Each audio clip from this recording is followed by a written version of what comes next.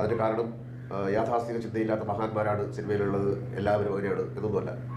Cinema എപ്പോഴും, cinema ആയാലും അതിൽ പ്രവർത്തിക്കുന്ന അവരുടെ കാര്യമായാലും ഇപ്പോഴും വിജയത്തിൻ്റെ അടിസ്ഥാനത്തിലാണ് ഇതൊക്കെ നിലനിൽക്കുന്നത്. ഇപ്പോൾ ഒരു നടൻ അഭിനയിച്ച സിനിമ സാമ്പത്തികമായ വിജയം നേടുമ്പോൾ നിർമ്മാതാക്കൾ അവൻ്റെ പിന്നാലെയുണ്ട്. നടിയുടെ കാര്യത്തിലായാലും ആർട്ട് ഡയറക്ടറുടെ കാര്യത്തിലായാലും ക്യാമറാമാൻ്റെ കാര്യത്തിലായാലും അവരൊക്കെ ഉണ്ടാക്കുന്ന സക്സസ് ആണ് സിനിമയിൽ അവരെ നിലനിർത്തുന്നത്. അപ്പം കലാഭവൻ മണി ഒരു സിനിമയിൽ അഭിനയിച്ചിട്ട് അദ്ദേഹത്തിന് അവാർഡ് കൊടുത്തില്ല, അത് കൊടുക്കാതിരുന്നത് ദളിതനായതുകൊണ്ടാണ് എന്ന് പറഞ്ഞൊരു വാദം ഉണ്ടായിരുന്നു. എൻ്റെ ഒരു സുഹൃത്ത് എന്നോട് പറഞ്ഞു അയാൾക്ക് കൊടുക്കാതിരുന്നത് അയാൾ ദളിതനായതുകൊണ്ടാണ്. അപ്പോൾ ഞാൻ പറഞ്ഞു, കലാഭവൻ മണി അഭിനയിച്ച എല്ലാ സിനിമകളുടെയും നിർമ്മാതാക്കളും സംവിധായകരും ഒന്നും ദളിതന്മാരില്ല, എന്നിട്ടും അദ്ദേഹം അഭിനയിച്ചു. അപ്പോൾ ഈ അവാർഡിൻ്റെ കാര്യത്തിൽ മാത്രം ഈ ജാതിയുടെ ഒരു കാര്യം പരിഗണിക്കുക അല്ലെങ്കിൽ അത് വലിച്ചഴിച്ച് കൊണ്ടുവരിക എന്ന് പറയുന്നത് തെറ്റായൊരു